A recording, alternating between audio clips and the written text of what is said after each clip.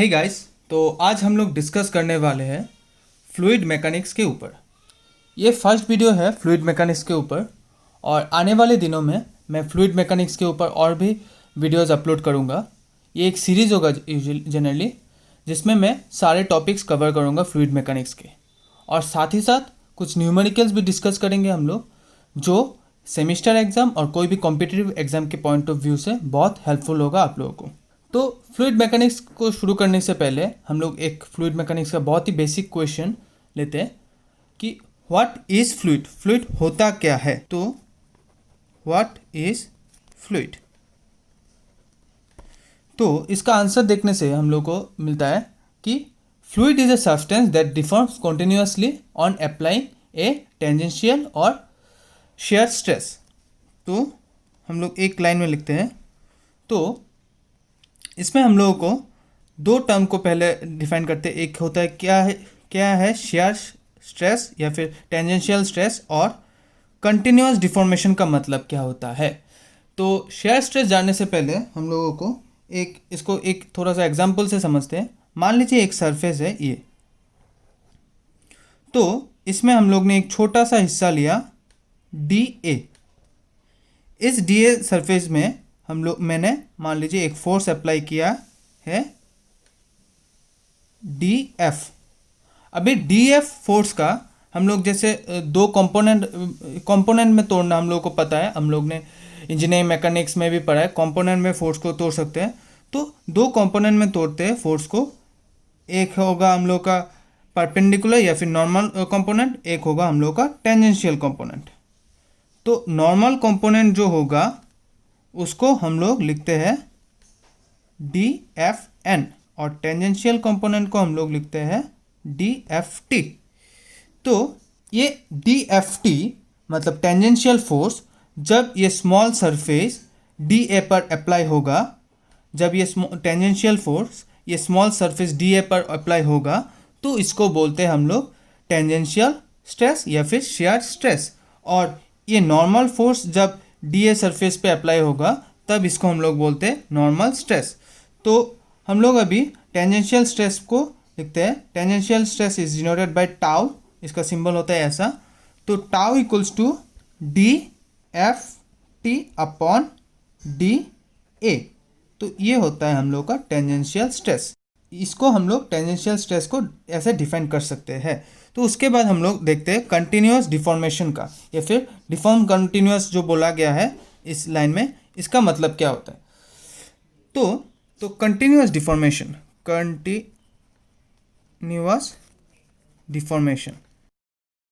मान लीजिए ये है हम लोग का एक फ्लूइड एलिमेंट का पोजीशन। तो इसमें फ्लूइड एलिमेंट है हम लोग का 0, 1 इनिशियल पोजीशन। तो मैंने मान लीजिए tau amount of force apply किया है, टेंजेंशियल स्ट्रेस अप्लाई किया है, टेंजेंशियल स्ट्रेस अप्लाई किया है इस फ्लूइड एलिमेंट के ऊपर। तो इसके बाद ये स्ट्रेस अप्लाई होने के बाद इस फ्लूइड एलिमेंट का पोजीशन में थोड़ा सा डिफॉर्मेशन आएगा, जो मान लीजिए इधर हम लोग ने डिनोट किया 0, 2 से। अभी ये जो फ्लूइड एलिमेंट है उसमें इस टाउ टेंजेंशियल स्ट्रेस के कारण कंटिन्यूसली डिफॉर्म होगा। सो इसका मतलब क्या है, ये 0, 2 में आके रुक नहीं जाएगा, ये 0, 3, 0, 4 एंड सो ऑन। तो इस डिफॉर्मेशन को, ऐसे टाइप के डिफॉर्मेशन को हम लोग बोलते हैं कंटिन्यूअस डिफॉर्मेशन। तो फ्लूइड को हम लोग कैसे फिर से डिफाइन कर सकते हैं। ऐसा कुछ एक फ्लूइड हम लोग को ऐसा एक सब्सटेंस होता है जिसमें अगर एक टेंजेंशियल स्ट्रेस अप्लाई करने से एक कंटिन्यूअस डिफॉर्मेशन होता है, मान लीजिए ऐसा, तो ऐसे सब्सटेंस को हम लोग एक फ्लूइड बोल सकते हैं। तो आई होप कि फ्लूइड का डेफिनेशन क्लियर हो गया सबको। तो हम लोग आगे बढ़ते हैं, हम लोग का नेक्स्ट पॉइंट लेते हैं। ये सवाल हम लोग को एक कॉमन सेंस का सवाल है कि हम लोग कैसे डिस्टिंग्विश कर सकते हैं फ्लूइड और सॉलिड एलिमेंट के अंतर। सॉलिड एलिमेंट का हम लोग ने पढ़ा, आगे भी पहले भी पढ़ा था कि सॉलिड में क्या होता है, इसमें मॉलिक्यूल जो होता है बहुत क्लोजली पैक रहता है। तो मैं एक डायग्राम के साथ ये चीज़ को एक्सप्लेन करना चाहूँगा। मान लीजिए हम लोगों को ये दो पोजीशन दिया है, ये एक है सॉलिड एलिमेंट का और एक है फ्लूइड एलिमेंट का। हम लोगों को फ्लूइड एलिमेंट सब्सटेंस दिया गया है। तो इसमें हम लोग इसको डिफ्रेंशिएट करना है। तो कैसे कर सकते हैं? हम लोगों को पता नहीं कि कौन सा फ्लूइड है कौन सा सॉलिड एलिमेंट है।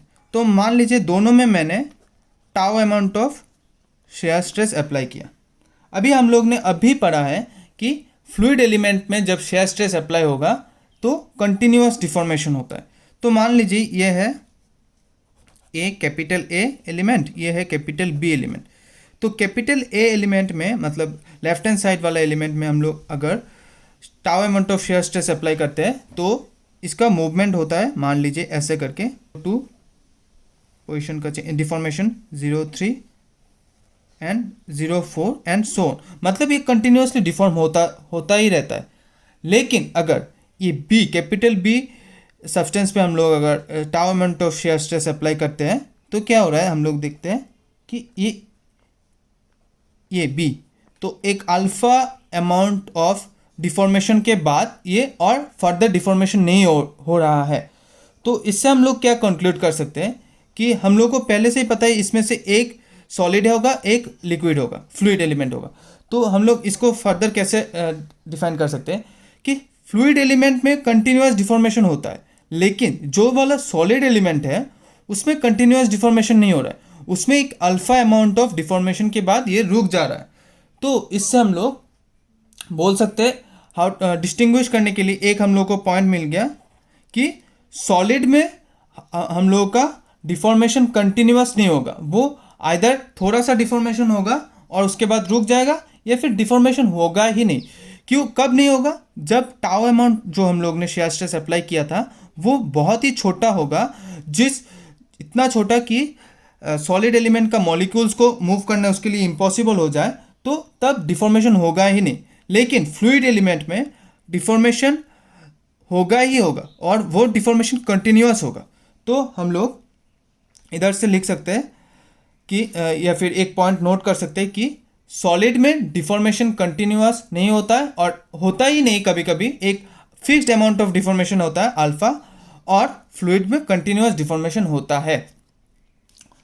तो उसके बाद हम लोग एक और पॉइंट जिससे हम लोग सॉलिड और फ्लूइड को डिफाइन कर सकते, मतलब डिस्टिंग्विश कर सकते हैं, वो होगा क्या, हम लोग का जो सॉलिड एलिमेंट है उसको मान लीजिए मैंने दोनों एलिमेंट में ही एक plus tau del tau amount of shear stress बढ़ा दिया।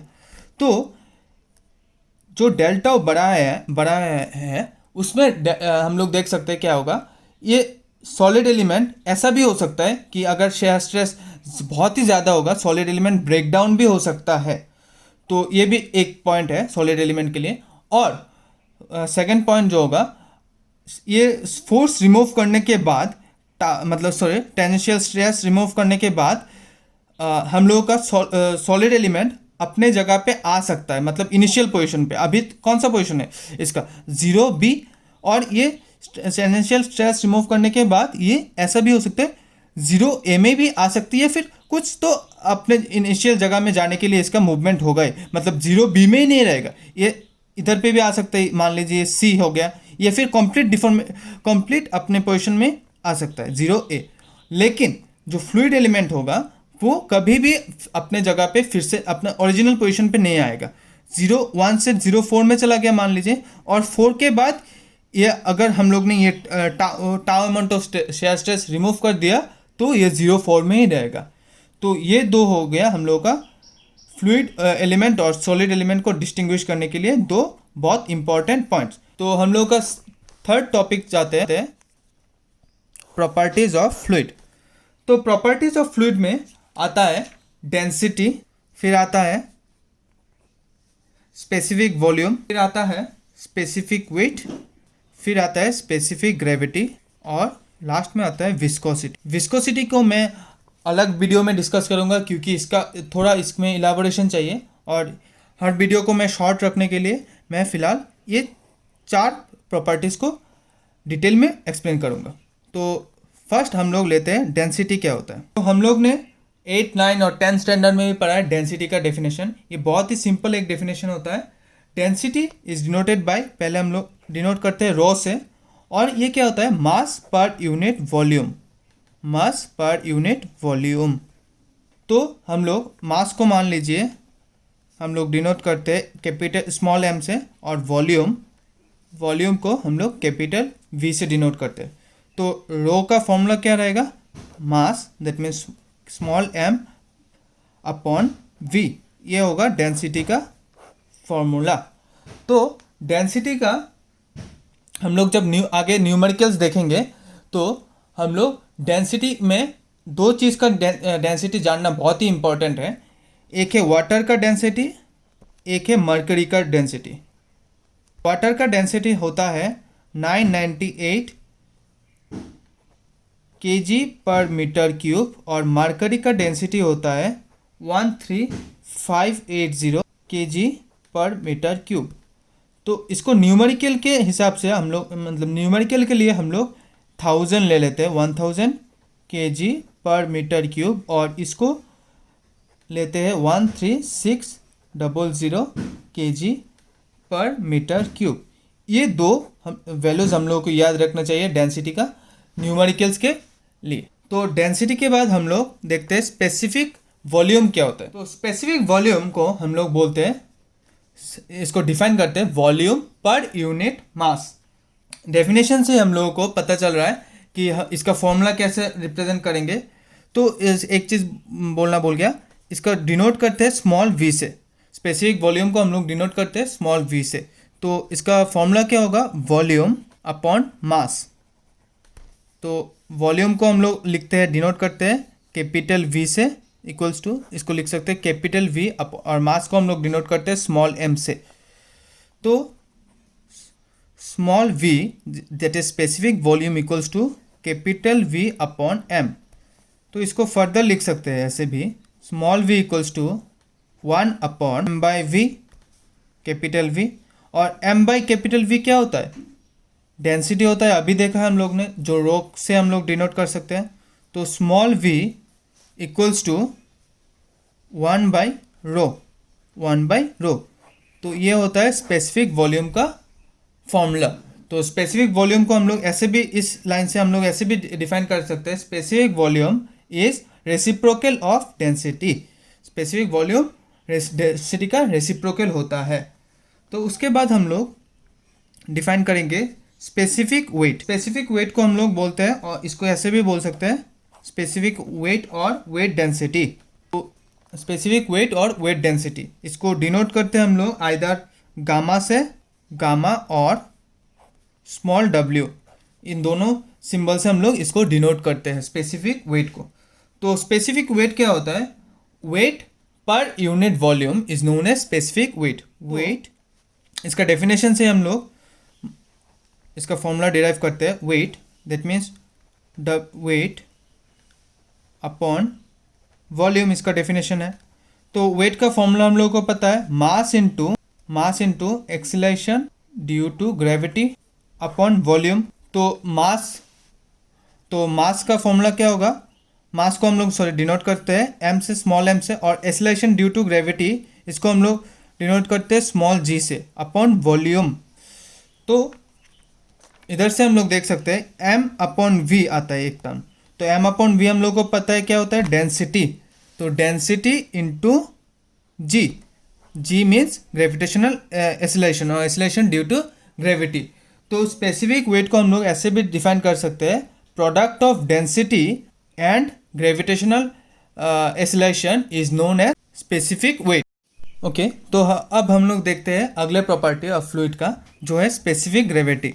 तो स्पेसिफिक ग्रेविटी का डेफिनेशन क्या होता है, या इसको कैसे डिफाइन कर सकते हैं, ratio of the specific weight of any fluid and specific weight of a standard fluid. अभी स्टैंडर्ड फ्लूइड जो होता है वो हम लोगों का, लिक्विड के लिए हम लोग लेते हैं इसको वाटर, हम लोग का स्टैंडर्ड फ्लूइड हो गया, और गैस के लिए एयर या हाइड्रोजन, दोनों में से एक हम लोग लेंगे एज स्टैंडर्ड फ्लूइड। तो इधर से हम लोग को स्पेसिफिक ग्रेविटी जो डिनोटेड बाय स्मॉल एस, उसका फॉर्मूला लिख सकते हैं small s equals to specific weight, तो specific weight of any liquid. तो एनी लिक्विड हम लोग एग्जांपल के लिए समझने के लिए मान लीजिए हम लोग मरकरी लेते हैं, तो स्पेसिफिक वेट ऑफ मरकरी, इधर पे मरकरी की जगह और कुछ भी हो सकता है, लेकिन हम लोग समझने के लिए एक एग्जांपल के और से मरकरी लेते हैं। तो एनी सब्सटेंस जो बोला है उसके हिसाब से हम लोग ने मरकरी लिया है, तो अपॉन क्या होगा specific weight of standard fluid. तो स्टैंडर्ड फ्लूइड हम लोग का ये लिक्विड है मरकरी, तो लिक्विड के हिसाब से हम लोग लेंगे वाटर। तो अभी हम लोग ने देखा है स्पेसिफिक वेट ऑफ मरकरी या फिर स्पेसिफिक वेट क्या होता है, density multiplied by acceleration due to gravity of mercury, तो इट मीन्स Hg। और स्पेसिफिक वेट ऑफ वाटर क्या होगा, density multiplied by acceleration due to gravity of H2O। अभी देखिए ये rho of Hg and rho of H2O are different, लेकिन gravitational acceleration due to of Hg and gravitational acceleration of H2O वो तो same ही होगा, क्योंकि अर्थ में जो ग्रेविटेशनल एक्सेलरेशन होता है वो हर एक फ्लूइड के लिए सेम ही रहता है, 9.8 कांस्टेंट वैल्यू। तो हम लोग इसको कट कर सकते हैं g को, मतलब gravitational acceleration of Hg mercury and gravitational acceleration of H2O, क्योंकि वो सेम वैल्यू है। तो हम लोग क्या लिख सकते हैं, raw of Hg upon raw of H2O। तो इधर से हम लोग फर्दर लिख सकते हैं रॉ ऑफ Hg क्या लिया था हम लोग ने, एनी सब्सटेंस, तो rho of density of any substance upon density of the standard fluid. तो स्पेसिफिक ग्रेविटी को हम लोग ऐसे भी डिफाइन कर सकते हैं, specific gravity can be defined as density of any substance upon density of standard fluid. तो ये हो गया हम लोग का एक और प्रॉपर्टी फ्लूइड का। तो आगे आता है हम लोग का विस्कोसिटी, वो भी एक फ्लूइड का प्रॉपर्टी है, लेकिन मैंने इस वीडियो में इसको डिफाइन नहीं करूँगा या फिर इलाबोरेट नहीं करूँगा, क्योंकि ये थोड़ा सा बड़ा टर्म है, या फिर बड़ा इसको इलाबोरेट करना है थोड़ा सा अच्छे से, क्योंकि इसमें दो चीज़ आता है, एक है काइनेमेटिक विस्कोसिटी, एक है डायनेमिक विस्कोसिटी। और विस्कोसिटी को फ्लूइड मैकेनिक्स के लिए बहुत ही एक इम्पॉर्टेंट टॉपिक है, उसको हम लोग अगले वीडियो में देखेंगे और अच्छे से समझेंगे। आई होप कि इस वीडियो में हर एक टॉपिक समझ में आ गया। अगर नहीं आया तो आप लोग कमेंट कीजिए कमेंट सेक्शन में, और अगर अच्छा लगा वीडियो को तो आप लोग लाइक कीजिए, दोस्तों के साथ शेयर कीजिए और मेरे चैनल को सब्सक्राइब कीजिए। शुक्रिया।